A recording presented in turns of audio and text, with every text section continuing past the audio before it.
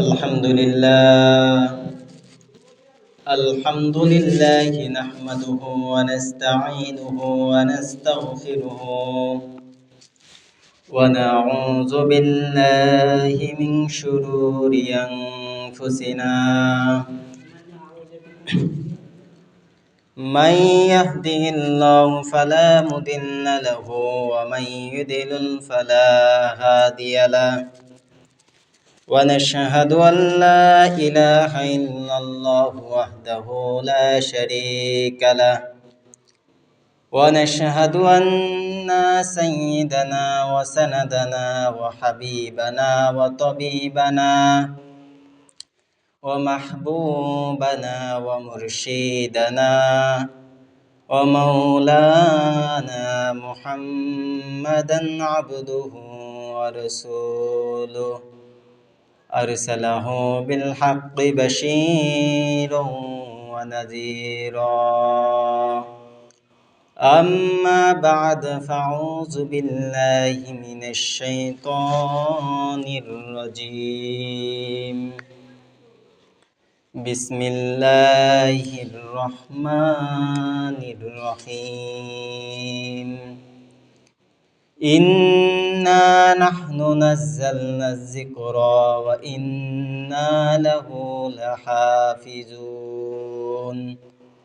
وقال رسول الله صلى الله عليه وسلم في الحديث المبارك خيركم من تعلم القرآن وعلمه وقال الله تعالى في كلامه المجيد والفرقانه الحميد إن الله وملائكته يصلون على النبي يا أيها الذين آمنوا صلوا عليه وسلموا تسليما اللهم صل شكل درود إبراهيم پڑھیں اللهم صل على محمد عبده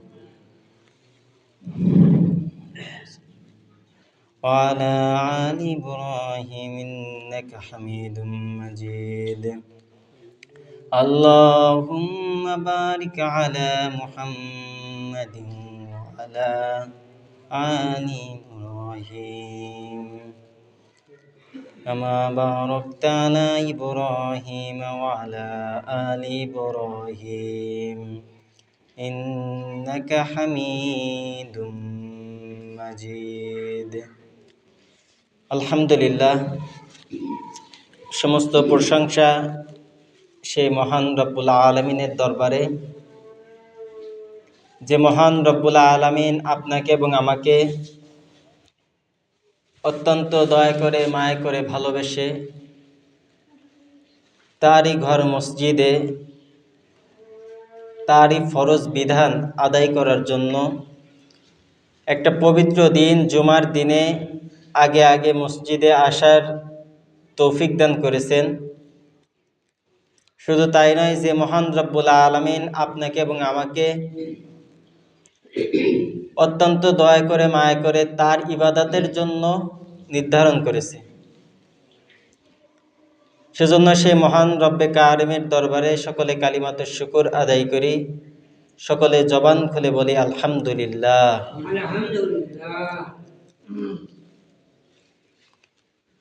যদি আল্লাহ পাক রব্বুল আলামিনের নিয়ামতের শুকরিয়া আদায় করা হয় সকালে, তাহলে একটা একটা করে যদি তার নিয়ামত নির্ধারণ করা হয় যে এই নিয়ামতের আমি শুকরিয়া আদায় করতেছি, এভাবে গণনা করে করে যদি তার শুকরিয়া আদায় করা হয়, তাহলে সকাল শেষ হয়ে দুপুর, দুপুর শেষ হয়ে রাত, রাত শেষ হয়ে পরের দিন সকাল চলে আসবে, তারপরেও আল্লাহ তাআলার নিয়ামতের শুকরিয়া আদায় পরিপূর্ণভাবে আদায় হবে না।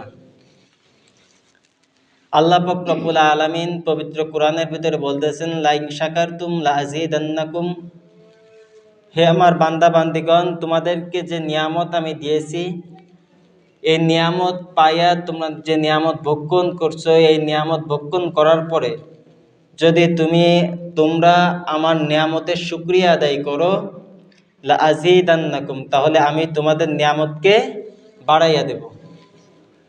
আর যদি ওয়ালাইন কাফারতুম, আমার নিয়ামত পাইছো, নিয়ামত ভক্ষণ করছো, সব উপকার তুমি ভোগ করছো, কিন্তু শুকরিয়া আদায় করার বেলায় শুকরিয়া আদায় করো নাই, অকৃতজ্ঞতা বোধ করছো, তাহলে তোমাদের যে নিয়ামতকে আমি দিয়েছি ওই নিয়ামতটা আমি ফিরিয়ে নেব, ছিনিয়ে নেব। ওয়া ইন্না আযাবী লাশাদীদ, এবং কঠিনতম কঠিন আযাবের ভিতরে গ্রেফতার করব।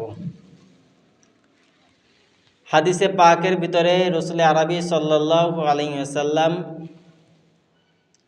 ফরমায়াছেন, যে ব্যক্তি একবার সুবহানাল্লাহ, একবার আলহামদুলিল্লাহ বলবে, আল্লাহ পাক রব্বুল আলামিন তার জন্য জান্নাতের ভিতরে একটা গাছ সৃষ্টি করে দেন। ওই গাছের ছায়া কেমন হবে?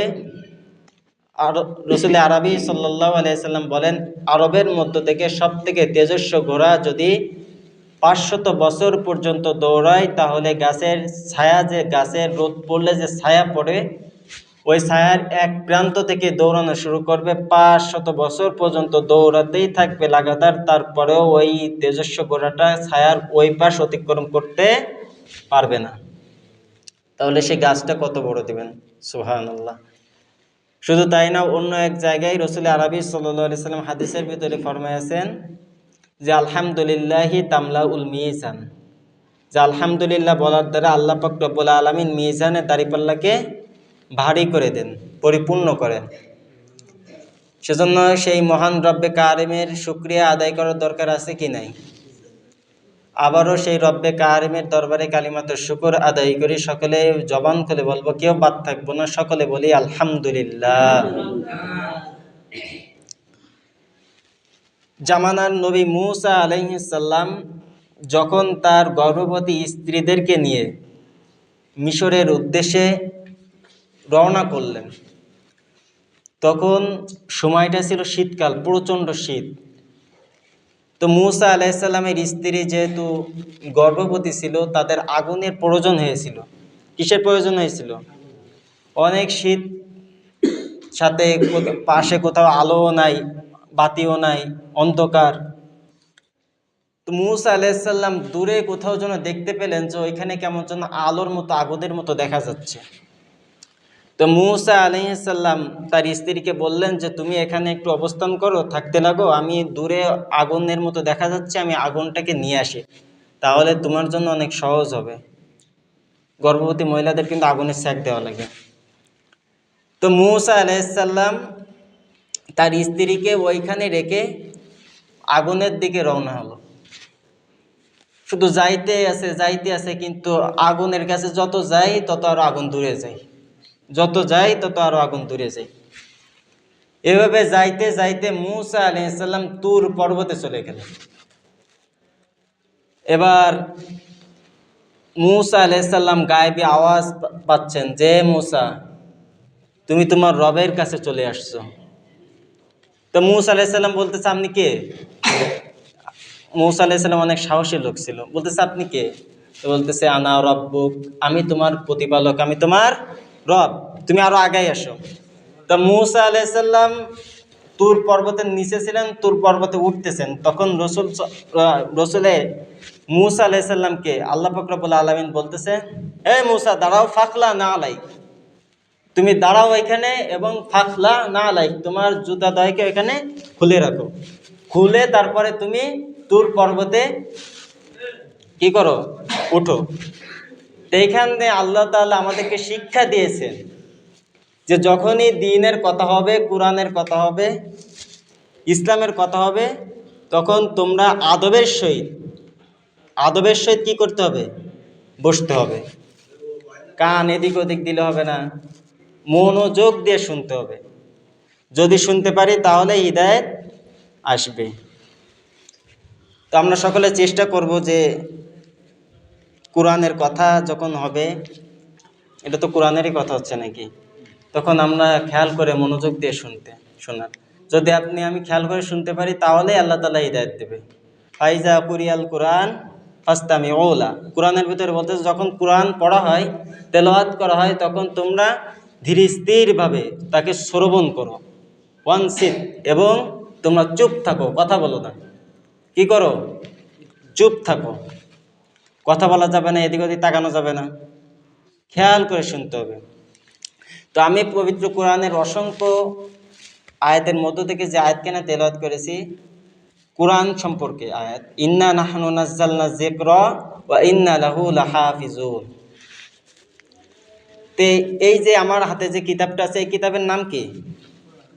কোরআন। আসমানে বড় কিতাব হচ্ছে 4খানা, আর মোট কিতাব কয়খানা? মোট কিতাব কয়খানা? 104খানা। তার মধ্য থেকে 100 কিতাব হচ্ছে সহিফা, যেগুলো ছোট কিতাব, আর 4খানা কিতাব হচ্ছে বড় বড়, যেগুলো বড় কিতাব বলা হয়। সেগুলো কি? তাওরাত, জাবুর, ইনজিল, কোরআন। এই যে 104খানা কিতাব, এর মধ্য থেকে গুণগত মানগত সর্বদিক থেকে শ্রেষ্ঠ হচ্ছে কোরআন। কে? এই কোরআন। এর একটা বৈশিষ্ট্য হলো যে আসমানি যত কিতাব আছে কোরআন বাদে সবগুলো হচ্ছে কিতাবুল্লাহ। কে? কিতাবুল্লাহ। তাওরাত কিতাবুল্লাহ, ইনজিল কিতাবুল্লাহ, জাবুর কিতাবুল্লাহ, সহিফায়ে আদম কিতাবুল্লাহ, সহিফায়ে ইব্রাহিম কিতাবুল্লাহ, সবগুলো হচ্ছে কিতাবুল্লাহ। আর এই যে একমাত্র এই যে কিতাব কোরআন, এটা হচ্ছে কালামুল্লাহ। সুবহানাল্লাহ। আনো সুবহানাল্লাহ বলে না? এই কোরআন কি? কালামুল্লাহ। কালামুল্লাহ মানে আল্লাহ তাআলার কথা। তাই যদি কেউ কোরআন পড়ে, সেজন্য কোনো বিনা আওয়াজের সঙ্গে আল্লাহ তাআলার সাথে কথা বলল। সুবহানাল্লাহ।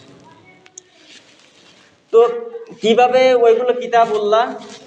যখন তাওরাত নাজিল করার সময় আসলো, তখন আল্লাহ তাআলা তাওরাত কিতাবকে কিতাব আকারে বানায়া, বই আকারে বানায়া মূসাকে দিছেন, যে মূসা নিয়ে যাও, এই নাও তাওরাত কিতাব দিয়ে দিলাম, তুমি তোমার কওমদেরকে এই তাওরাত কিতাব পড়ে পড়ে শোনাও আর হিদায়াতের বাণী শোনাও। জাবুর কিতাব আল্লাহ তাআলা আসমান থেকে, স্বয়ং আসমান থেকে কিতাব আকারে, বই আকারে লিখে নবীর কাছে পাঠাইছেন। ইনজিল কিতাব আল্লাহ তাআলা বই আকারে বানায়া, লিখিয়া বই আকারে বানাইয়া নবীদের কাছে দিয়েছেন, নবীর কাছে দিয়েছেন। আর এই একটা মাত্র কিতাব কোরআন কালামুল্লাহ, কোনো আল্লাহ তাআলা কোনো কিতাব আকারে নয়, বই আকারে নয়, স্বয়ং আমাদের রাসূল আরবি সাল্লাল্লাহু আলাইহি সাল্লামের কলবের ভিতরে ঢেলে দিয়েছেন। সুবহানাল্লাহ। সেজন্য এই কোরআনের মর্যাদা আছে কি নাই? এটা হচ্ছে কোরআনের একটা মহান বৈশিষ্ট্য। কোরআনের বৈশিষ্ট্য আমরা কোরআন থেকেই জানব। পৃথিবীর মধ্য থেকে যত ধর্মগ্রন্থ আছে, যত বই আছে, পৃথিবীর যত বই আছে, কোনো বইয়ের শুরুতে লিখতে পারে নাই লেখক যে আমার বইয়ের ভিতরে কোনো ভুল নাই। লিখতে পারছে? আরও ভূমিকার ভিতরে সে লেখক বলে দিয়েছে যে আমি তো মানুষ মাত্রিক ভুল হতেও পারে, যদি আমার কিতাবে কোনো ভুল পেয়ে থাকো তাহলে আমাকে জানাবেন, তাহলে আমি ভুলটা শুধরে নেব। কিন্তু এই যে কিতাব কালামুল্লাহ, আল্লাহ পাক রব্বুল আলামিন প্রথম সূরা বাকারার প্রথম আয়াতেই আল্লাহ তাআলা বলে দিয়েছেন, জালিকাল কিতাব, এই কিতাব লা রাইবা ফি, এর মধ্য থেকে কোনো সন্দেহ নাই। এর ভিতরে কি কোনো সন্দেহ আছে? আছে? কে কে হাত উচ্চ করেন, কে কে মনে করেন যে আছে? নাই। আল্লাহ তাআলা স্বয়ং কিতাবের শুরুতে বলে দিয়েছে, জালিকাল কিতাব লা রাইবা ফি, এইটা হলো এমন কিতাব যার কোনো সন্দেহ নাই, যার মধ্যে কোনো সন্দেহ নাই। রাসূল আরবি সাল্লাল্লাহু আলাইহি সাল্লামের সময় থেকে নিয়ে আজ পর্যন্ত প্রায় 1500 বছর অতিবাহিত হয়ে গেছে। আজ পর্যন্ত কোনো কাফের, মুশরিক, মুসলিম, কোনো মুনাফিক এই কোরআনের ভুল ধরতে পারে নাই। পারছে? পারছে? যখন কোরআন নাজিল করা হলো, রাসূল সাল্লাল্লাহু আলাইহি সাল্লাম কোরআন তেলাওয়াত করে করে শোনাতে লাগলেন, তখন মক্কার মুশরিক কাফেররা বলাবলি করতে লাগলো যে এটা মুহাম্মাদের বানানো কিতাব, এটা মুহাম্মদ তো কবি হয়ে গেছে, কবিতা পড়তেছে, মুহাম্মদ জাদুকর। তখন আল্লাহ তাআলা বলতেছেন, না, এটা মুহাম্মাদের বানানো কিতাব না, এটা স্বয়ং আল্লাহ তাআলার কিতাব, এর ভিতরে কোনো সন্দেহ নাই। ওয়া ইন কুনতুম ফি রাইবিন, যদি তোমরা এর ভিতরে কোনো সন্দেহ পাও, ফাতু বিসূরাতিম মিন মিসলি, তাহলে যদি তোমরা মনে করো এর ভিতরে কোনো সন্দেহ আছে, তাহলে এর ভিতরে যে ছোট ছোট সূরা আছে, এই সূরার মতো একটা সূরা তোমরা এনে দেখাও। কি বলছে? যদি তোমরা ওয়াইন কুনতুম ফি রাইবি, যদি তোমরা এর ভিতরে কোনো সন্দেহ মনে করো, তাহলে তোমরা এই কোরআনের মতো একটা সূরা বানায় দেখাও। মক্কার যত মুশরিক কাফের সব বৈঠক বসছে, বড় বড় সাহিত্যিক, বড় বড় কবিরা বৈঠক বসছে, বসে সব ভাবনা চিন্তা শুরু করেছে যে কোরআনের একটা ভুল ধরবো, কোরআনের মতো ছোট্ট একটা আয়াত বানাবো, কিন্তু কেউ পারছে? 1500 বছর থেকে নিয়ে আজ পর্যন্ত পারি নাই, আর কিয়ামত পর্যন্ত এই কোরআনের একটা অক্ষর পর্যন্ত কেউ ভুল দেখাতে পারবে না। এটা হচ্ছে কোরআনের একটা বৈশিষ্ট্য, যে এটা এমন এক কিতাব, জালিকাল কিতাব লা রাইবা ফি, যার মধ্যে কোনো সন্দেহ নাই। সূরাতুশ শুরা এর ভিতরে আল্লাহ পাক রব্বুল আলামিন বলতেছেন যে ইন্নাহু লাতানজিলু রাব্বিল আলামিন, এই কিতাব এটা হচ্ছে আপনার বিশ্ব জগতের প্রতিপালকের পক্ষ থেকে নাজিলকৃত। এই কিতাব কার পক্ষ থেকে আসছে? এটা হলো আল্লাহ তাআলার পক্ষ থেকে আসছে। নাযালা বিহির রূহুল আমিন, আর এই কিতাবকে যিনি বহন করে নিয়ে আসছেন তিনি হচ্ছে রুহুল আমিন। রুহুল আমিন কে? হযরত জিবরাইল আলাইহিস সালাম। তাহলে আল্লাহ তাআলা শ্রেষ্ঠ, আর ফেরেশতাদের মধ্য থেকে যে শ্রেষ্ঠ, সর্বশ্রেষ্ঠ ফেরেশতা জিবরাইল আলাইহিস সালাম, তা তিনি বয়ে নিয়ে আসছেন। আর যার উপরে এই কিতাব নাজিল হয়েছে তিনি হলো কিয়ামত, পৃথিবীর শুরু থেকে নিয়ে কিয়ামত পর্যন্ত যত মানুষ আসবে এবং সৃষ্টি হয়েছে হবে, সবার মধ্য থেকে শ্রেষ্ঠ নবী হযরত মুহাম্মদ মুস্তাফা সাল্লাল্লাহু আলাইহি সাল্লাম। তাহলে প্রথমত কোরআন শ্রেষ্ঠ, এই কোরআনের প্রবক্তাকে আল্লাহ তাআলা শ্রেষ্ঠ। শ্রেষ্ঠ আল্লাহ, শ্রেষ্ঠ প্রতিপালক, শ্রেষ্ঠ কিতাবকে শ্রেষ্ঠ ফেরেশতার মাধ্যমে শ্রেষ্ঠ মানুষের কাছে প্রেরণ করেছে। সুবহানাল্লাহ। আজকে আমরা এই কোরআনই পড়তে পারি না। কি? অনেকে আছে আমরা কোরআনই পড়তে পারি না। এই কোরআনকে আল্লাহ তাআলা আমাদের কিসের জন্য সৃষ্টি করেছে? পরবর্তী আয়াতের ভিতরে আল্লাহ তাআলা বলতেছেন আলা কলবিকা লিতাকুনা মিনাল মুনজিরিন, হে নবী আপনার অন্তরে দান করেছি আমি, এই কোরআনকে আমি আপনার অন্তরে ঢেলে দিয়েছি, যে আপনি এই কোরআন থেকে তেলাওয়াত করে করে আপনার উম্মতদের মধ্য থেকে যারা আছে তাদেরকে আপনি ভীতি প্রদর্শন করবেন।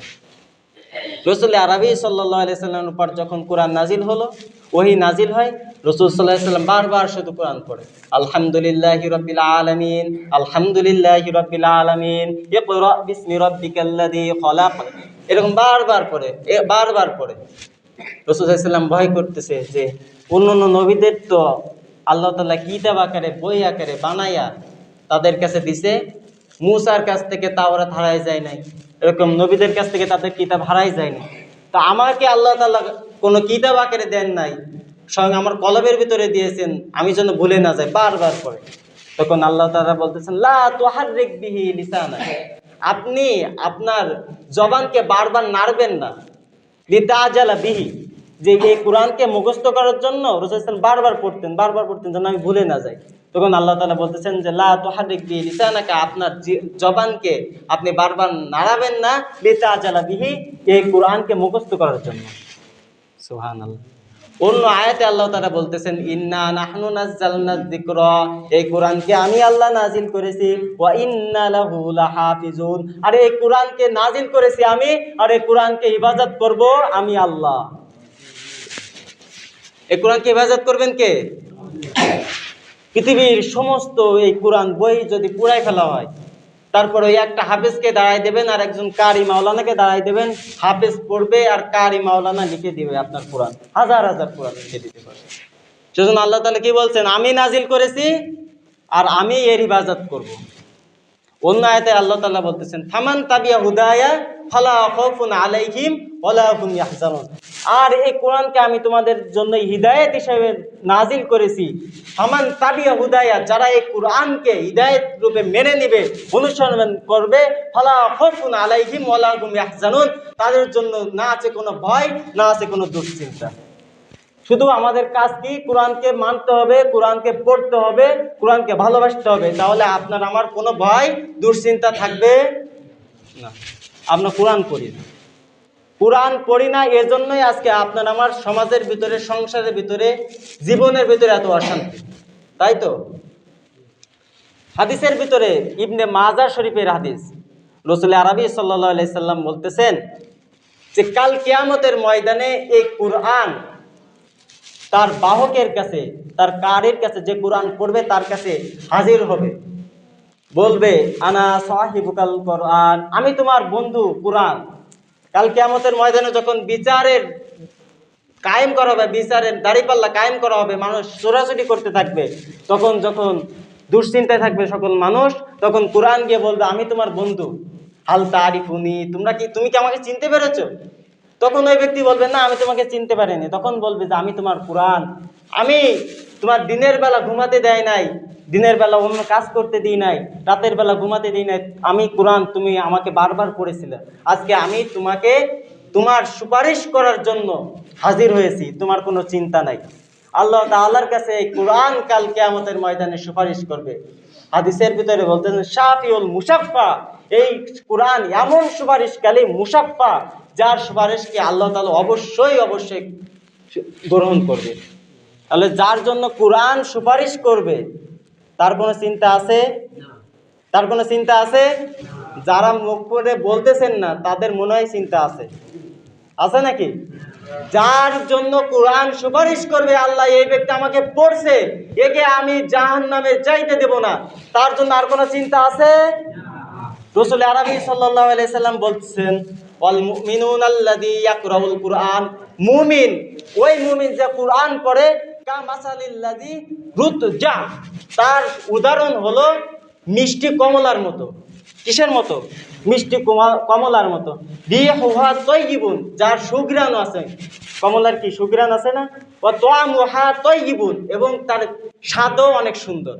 কি মিষ্টি কমলা আপনি নাকের কাছে নিয়ে যাবেন তাও একটা শান্তি পাবেন, খাইবেন তাও একটা শান্তি পাবেন। তাহলে ওই মুমিন যে কোরআন পড়ে তার উদাহরণ হচ্ছে মিষ্টি কমলার মতো, যার খুশবু অনেক সুন্দর এবং যার স্বাদটাও অনেক মিষ্টি।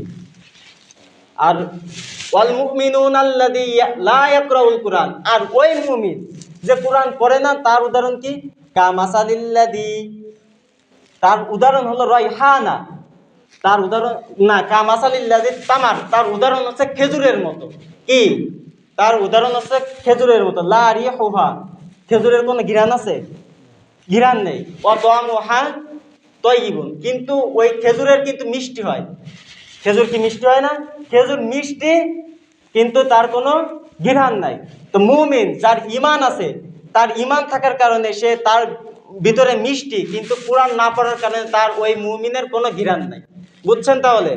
আর যদি কোনো মুনাফিক, শুধু মুসলমান না, যদি কোনো মুনাফিক পর্যন্ত এই কোরআন পড়ে, তাহলে তার উদাহরণ হলো সর্ষ ফুলের মতো, যার ঘ্রাণ আছে, যার দেখতে অনেক সৌন্দর্য, কিন্তু তার তাআমুহা মুররুন, আর তার মিষ্টিটা কি? তার কোন মিষ্টি আছে? তার স্বাদ হচ্ছে অনেক তিতা।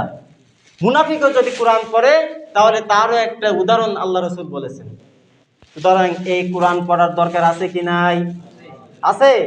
এই কোরআন যে পড়বে, ধনী গরিব যে পড়বে, সেই দামি হয়ে যাবে। যদি একজন রিকশাওয়ালা পড়ে, একজন দিনমজুর শ্রমিকও পড়ে, তাহলে সেও দামি হয়ে যাবে। বুখারী শরীফের একটা বর্ণনা আসছে যে হযরত ওমর ইবনুল খাত্তাব রাদিয়াল্লাহু তাআলা খলিফাতুল মুসলিমিন, উনি যখন খলিফাতুল মুসলিমিন হয়েছেন তখন মক্কার গভর্নর বানিয়েছিলেন আন-নাফেকে। কাকে? সাহাবীর নাম কি? আন-নাফে।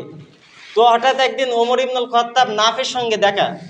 তো ওমর ইবনুল খাত্তাব বলতেছেন, এই নাফে, মক্কার যে আশেপাশে যে ছোট ছোট গোত্র আছে, এই গোত্রগুলোর তুমি গভর্নর কাকে বানিয়েছো? তখন ইবনে নাফে বলতেছে যে আমি মক্কার আশেপাশের যে সমস্ত এলাকা আছে তাদের গভর্নর বানিয়েছি ইবনে আবজার, ইবনে আবজার। এবার ওমর ইবনুল খাত্তাব রাদিয়াল্লাহু তাআলা বলতেছে, এমন এক ব্যক্তি যার আমি নাম কখনোই শুনি নাই। তো বলতেছে, মান ইবনে আবজার, এই ইবনে আবজা কে? তখন ওই নাফে বলতেছে, ইবনে আবজার হলো আমাদের মধ্য থেকে আমার একটা গোলাম ছিল, যাকে আমি আজাদ করে দিয়েছি, আমার আজাদকৃত গোলাম। এটা ওমর ইবনে খাত্তাব বলতেছে, একজন আজাদকৃত গোলাম যে আগে দাস ছিল, তাকে তুমি কি কারণে তুমি তাকে মক্কার বাইরের অঞ্চলগুলোর গভর্নর বানিয়ে দিলা? তখন বলতেছে তার ভিতরে এমন 3টা গুণ আছে যে গুণের কারণে আমি তাকে মক্কার আশেপাশের অঞ্চলের আমি গভর্নর বানিয়ে দিয়েছি। 1 নম্বর গুণ হচ্ছে লাকারিউন বিকিতাবিল্লাহ, সে আল্লাহ তাআলার কোরআনের কারি, সে কোরআন পড়ে। 1 নম্বর গুণ কি? সে কোরআন পাঠ করে। 2 আলিমুন বিল ফরাইজ, সে ফরায়েজ বিদ্যা জানে, ফরজ বিধিবিধান সে জানে, আলেম। আর 3 নম্বর হচ্ছে সে কাজী, একজন ভালো বিচারক। তাহলে 1 নম্বর গুণ কি তার? কারিউন বিল কিতাবিল্লাহ, একমাত্র গুণ যে সে কোরআন পড়ে। এই কারণেই আমি তাকে মক্কার আশেপাশের অঞ্চলের গভর্নর বানিয়ে দিয়েছি। সুবহানাল্লাহ। সুতরাং যে কোরআন পড়বে, চাই সে কাফের হোক বা মুশরিক হোক বা মুনাফিক হোক, সেই দামি, তাই তো? এই কোরআনটা হচ্ছে নূর, এই কোরআনটা হচ্ছে হিদায়েত। যে কোরআনের সাথে লাগবে আল্লাহ তাআলা তাকে নূরের মতো আলোকিত করে দেন। সুবহানাল্লাহ। ডক্টর মরিস বুকাইলির নাম শুনছেন? মরিস বুকাইলি, সে চেয়েছিল যে কোরআনের কিছু রিসার্চ করে কোরআনের ভুল ধরবে। এবার কোরআন খুলে বিভিন্ন আয়াত পড়তেছে, কোরআনের শুরু থেকে আলহামদুলিল্লাহি রাব্বিল আলামিন থেকে শুরু করে নাস পর্যন্ত শেষ করে ফেলছে, কোনো ভুল পায়নি। আল্লাহ তাআলা তার মনটাকে নরম করে দিয়েছে, সে কালিমা পড়ে মুসলমান হয়ে গেছে। তাহলে হুদা ওয়া রাহমাতাল লিল মুমিনিন, এই কোরআন হচ্ছে হিদায়াত এবং মুমিনদের জন্য রহমত। কি এই কোরআন হচ্ছে কি? হিদায়াত এবং মুমিনদের জন্য রহমত। সুতরাং যদি কোনো সংসারে, যদি কোনো বাড়িতে কোরআন পড়া হয়, আল্লাহ পাক রব্বুল আলামিন ওই বাড়িতে কখনোই দুশ্চিন্তা, কোনো অশান্তি কখনোই আল্লাহ তাআলা দিবেন না। যে পরিবারে পড়বে কোরআন, সে পরিবার শান্তিতে বসবাস করবে। সুবহানাল্লাহ। সেজন্য কোরআন পড়া দরকার আছে কি নাই? কোরআন পড়ার দরকার নাই কে কে হাত উঁচু করেন? 2 হাত উঁচু করে দেখান। যাক, সবাই মন দিয়ে শুনতেছেন, আলহামদুলিল্লাহ। সুতরাং কোরআন পড়তে হবে। আজকে মুসলমান ফিলিস্তিন বিভিন্ন দেশে আজ মুসলমান নির্যাতিত। কি হচ্ছে? নির্যাতিত হচ্ছে একমাত্র কারণ আমাদের ঈমান, আমাদের তাকওয়া, আমাদের কোরআন চর্চা না থাকার কারণে। আজকে আপনি আমি যদি কোরআন পড়তাম, তাহলে আপনার আমার ফজরের নামাজ মিস যাইতো না। আজকে আপনি আমি যদি কোরআন পড়তাম, তাহলে জোহর, আসর, মাগরিব, ইশা আপনার আমার থেকে কাজা হইতো না। আজকে কত মুসল্লি আসছেন আজকে জুম্মার দিন, কিন্তু জুম্মার ওক্ত, এই ওক্তটা চলে যাক, আসরের সময় মুয়াজ্জিন আর ইমাম ইকামতে নামাজ পড়াবে, আর এক কাতারও পূরণ হবে না। তাহলে আপনার আমার কি বুঝলাম? যে কোরআন না পড়ার কারণে আপনার আমার ঈমান এই কাফের মুশরিকদের আশেপাশে থাকতে থাকতে তাদের মতোই হয়ে গিয়েছে। আজকে নামাজের রক্ত চলে যায়, তারপরেও নামাজ পড়ি না। একমাত্র কারণই হচ্ছে এই কোরআন না পড়ার কারণে, কোরআন না বোঝার কারণে। আজকে আপনার আমার বাচ্চাদেরকে কিন্ডার গার্ডেনে, যে ছোট বাচ্চা শিশু শ্রেণী, তাদেরকে 10-11টা বই চাপাই দেওয়া হচ্ছে, কিন্তু সকালে মক্তব পড়তে আসবে এতটুকু সি পাড়া একটা লাল কায়দা পর্যন্ত দিচ্ছি না আমরা। কতটা কাফের মুশরিক হয়ে যাচ্ছি আমরা, যে বাচ্চারা 10টা-11টা বই পড়ে ফেলতেছে, তাদেরকে চাপিয়ে দেওয়া হচ্ছে, ছোট বাচ্চা, কিন্তু তাদেরকে লাল কায়দা কোরআন শিক্ষানোর জন্য সকালে মক্তবে পর্যন্ত পাঠানো হচ্ছে না। মুসলমান, এই কোরআন কাল কিয়ামতের ময়দানে সুপারিশকারী হবে। ওই বাংলা, পদার্থবিজ্ঞান, গণিত, এগুলো আপনার কিয়ামতের দিন কোনো সুপারিশকারী হবে না। হবে নাকি? হবে নাকি? তাহলে যে কোরআন আপনার সুপারিশ করবে, সেই কোরআনকে কেন ভুলে গেলেন? যে নবী আপনাকে সুপারিশ করবে, সেই নবীকে কেন ভুলে গেলেন? আজকে কতগুলো যুবক ভাই তাদের মুখের দিকে তাকালে আমার নবীর সুন্নাতকে আমি নবীর গলায় ছুরি দিতে দেখেছি। রসুল তো আমার রসুল কত কষ্ট করেছেন, কোরআন তেলাওয়াত করেছেন, কোরআন আমাদের কাছে পৌঁছানোর জন্য, দিন পৌঁছানোর জন্য। তায়েফবাসীরা পাথর মারছে, পাথরের আঘাত খেয়েছে, বেহুশ হয়েছে, রক্তে জুতা মুবারক আটকে গেছে, বেহুশ হয়। আবার রসুলের হুশ পেয়ে দাঁড় করে আবার পাথর মারে কাফেররা। কিসের জন্য? যে এখান থেকে 1500 বছর পরে আমার কত যুবক উম্মার, তারা সেলুনের গিয়ে সেলুনের কাছ থেকে পরামর্শ নেবে, চুল কিভাবে কাটবো, দাড়ি কিভাবে কাট করলে ভালো হবে, ফ্রান্স কাটিং, এ কাটিং, সে কাটিং, এই দেবো, তাই তো? আল্লাহ রসুল এই তো, এই জন্য কি দিন প্রচার করছে? এই বলেন না, কথা বলেন না কেন? এই জন্য কি দিন প্রচার করছে? দান মোবারক শহীদ করছে কিসের জন্য? মুসলমান সবই তো ভুলে গেছেন। দান মোবারক শহীদ করছে। 3 মাস পর্যন্ত ক্ষুধার তাড়নায় রাসূলুল্লাহ সাল্লাল্লাহু আলাইহি ওয়াসাল্লাম কাতরাইছে, নিজের চুলায় পর্যন্ত আগুন জ্বলে নাই। আজকে আপনি আমি সব ভুলে গেছি, দিনে জানি না তো মানবো কি? আল্লাহ তাআলা কোরআনের ভিতরে ৮২ জায়গায় ৮২ বার বলতেছেন আকিমিস সালাহ, আকিমিস সালাহ, আকিমিস সালাহ। হে বান্দা তোমরা নামাজ পড়ো, নামাজ পড়ো, নামাজ পড়ো। কোরআনই পড়ি না তো নামাজ পড়বো কেন? আমাদের ধ্যান ধারণা এরকম হয়ে গেছে, কোরআনই পারি না তো নামাজ পড়বো কেন? ইত্তাকিল্লাহ, ইত্তাকিল্লাহ বারবার বলতেছেন, বারবার বলতেছেন। ইয়া আইয়ুহাল্লাযীনা আমানু, ইয়া আইয়ুহাল্লাযীনা আমানু, হে আমার প্রিয় বান্দাগণ, হে ঈমানদারগণ। 89 বার বলতেছেন ইয়া আইয়ুহাল্লাযীনা আমানু, তবুও আপনি আমি ফিরি না। আর কতবার বললে আপনি আমি ফিরতেন বলেন তো? যে আল্লাহ রসুল 89 বার, আল্লাহ তাআলা 89 বার কোরআনে বলতেছে। রসুল 23টা বছর কোরআন নাযিল করেছে, 23টা বছরে 23টা বছরই দিনের কাজ করেছে, তারপরেও আপনার আমার মন এখনো ফিরতেছে না মসজিদের দিকে। তাহলে আপনি বলুন যে আর কয় বছর নবী দাঁত ভাঙলে, আর কয় বছর নবীর মাথা ফাটলে, কয় বছর নবীর শরীর ফাটলে আপনি ফিরতেন বলেন না? আজকে ভাবলে অবাক হয়, ফজরের আজান হয়ে যায়, এক কাতার মুসল্লি পড়ে না। জোহরের আজান হয়ে যাচ্ছে কিন্তু মুসল্লি আসতেছেন না। সব আপনি বিক্রি হয়ে গেলেন 18,000 20,000 টাকার ফোনের কাছে বিক্রি হয়ে গেলেন মুসলমান। আপনারা কি ইতিহাস জানেন না? সুলতান আব্দুল হামিদ খানের নাম শুনছেন? নাম শুনছেন কেউ? সুলতান আব্দুল হামিদ খান উসমানীয় সাম্রাজ্যের শেষ খলিফা ছিলেন, 34তম সুলতান ছিলেন সুলতান আব্দুল হামিদ খান। তার কাছে একবার এক ব্যক্তি আসছে, এসে বলতেছে, ওগো সুলতান, আপনি আমার কাছে ঋণী।